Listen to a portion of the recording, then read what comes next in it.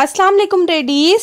Use of castor oil in 9 month of pregnancy for natural pains है हमारी आज की वीडियो का टॉपिक। क्या 9वें महीने में जो लेडीज पेन के लिए कैस्टर ऑयल यूज करती हैं तो क्या ये ठीक है या गलत, आज हम ये डिस्कस करेंगे। क्या अकॉर्डिंग टू साइंस ये करना ठीक है, अकॉर्डिंग टू डॉक्टर्स ये करना ठीक है, ये सब हम आज की वीडियो में डिस्कस करेंगे।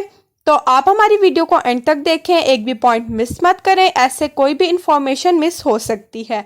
हमारे चैनल मदर डायरी पे अगर आप फर्स्ट टाइम आई हैं तो हमारे चैनल को सब्सक्राइब करें, बेल आइकन को प्रेस करें, वीडियो को लाइक और शेयर करें। तो चलिए स्टार्ट करते हैं। जैसे ही पेशेंट का, मरीज का, प्रेग्नेंट लेडीज का 9वां महीना शुरू होता है तो जाहिर सी बात है कि प्रेगनेंसी बहुत टायरिंग पीरियड होता है, बड़ा थका देने वाला एक अरसा होता है। तो ऐसे में प्रेग्नेंट लेडीज का दिल करता है कि वो कुछ ऐसा करें कि जिससे फटाफट दर्दें आए, लग जाएं और नॉर्मल डिलीवरी हो जाए पर और मेरी प्रेगनेंसी का सफ़र कंप्लीट हो।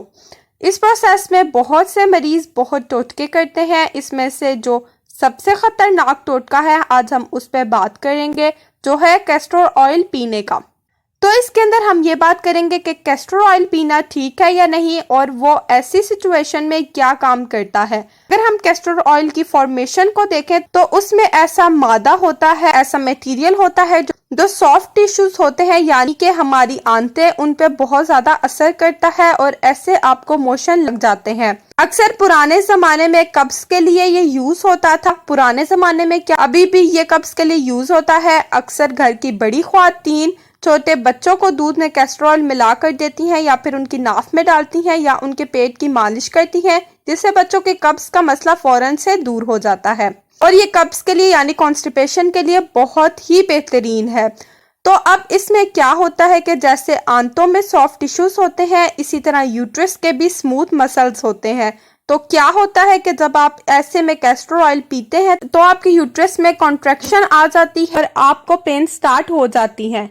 लेकिन क्या होता है कि जब आप प्रेगनेंसी में कैस्टर ऑयल पीते हैं और जैसे ही ये आपकी आंतों में जाता है तो इसका कुछ हिस्सा आपके ब्लड में एब्जॉर्ब हो जाता है और आपके बच्चे तक पहुंच जाता है। तो इससे क्या होता है कि आपके बच्चे का जो नॉर्मल रिफ्लेक्स है, जो उसने पहला पाखाना पैदा होने के बाद करना है, तो कैस्टर ऑयल की वजह से वो माँ के पेट के अंदर ही पाखाना कर देता है। मेकोनियम जिसे हम कहते हैं वो पास कर देता है। जब वो मेकोनियम पास कर देता है तो आसपास जो पानी होता है वो मेकोनियम उसमें मिक्स होने लग जाता है। जब वो पानी बच्चे की सांस वाली नाली से मुंह में चला जाता है तो उसको कहते हैं मेकोनियम एस्पायरेशन। अगर सिंपल वाटर बच्चे के अंदर जा रहा है तो उससे तो बच्चा यूज टू है, और अगर मेकोनियम जाता है तो बच्चे के फेफड़े के सेल्स के अंदर इन्फ्लेमेशन होने लग जाती है और बाज़ औक़ात बच्चे की हरकत कम होने लग जाती है, यानी बच्चे की मूवमेंट बहुत कम हो जाती है। और अगर दर्दें लगी है और पानी की थैली लीक हो जाती है तो उससे आपको पता चल जाता है कि आपके वाटर में मेकोनियम मिक्स हो चुका है और उसमें बच्चे के पखाने के ज़रात मौजूद है और इमरजेंसी में आपको ऑपरेट करना पड़ता है और उस पाखाने की वजह से बच्चे को नमूनिया और भी मजीद मसाइल हो सकते हैं।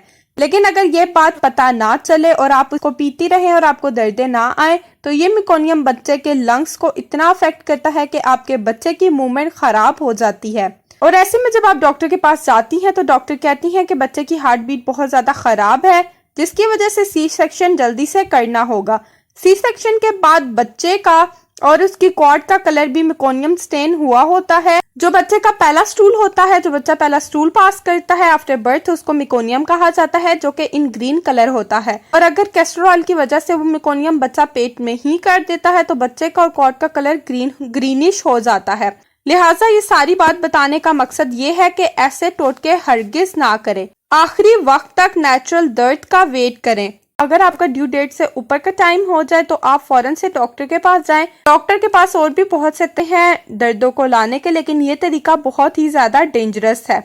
इस चीज को ओवरकम करने के लिए एक बहुत ही अच्छा तरीका है कि आप अपनी डाइट अच्छी रखें, अपनी डाइट में फाइबर का यूज करें, अपनी डाइट में ऐसी डाइट लें जिसमें बहुत ज्यादा प्रोटीन हो। आखिरी वक्त में कुछ हल्की फुल्की एक्सरसाइज करें जिससे आपको दर्दें लग जाए। आप अपनी डॉक्टर से कंसल्ट कर सकती हैं, आपकी डॉक्टर आपको बेटर गाइड करेगी कि ऐसे में आपको क्या करना चाहिए, लेकिन ऐसी चीजें अवॉइड करें। बहुत सी लेडीज प्रेगनेंसी के फुल फेज में डॉक्टर के पास नहीं जाती, एक दिन भी चेकअप नहीं करवाती, जस्ट डिलीवरी के लिए जाती हैं और और बहुत सी लेडीज में ये जहालत तक पाई जाती है कि वो दाइयों को दिखाती हैं, उन्हीं से इलाज कराती हैं और उन्हीं के टोटके इस्तेमाल करती हैं।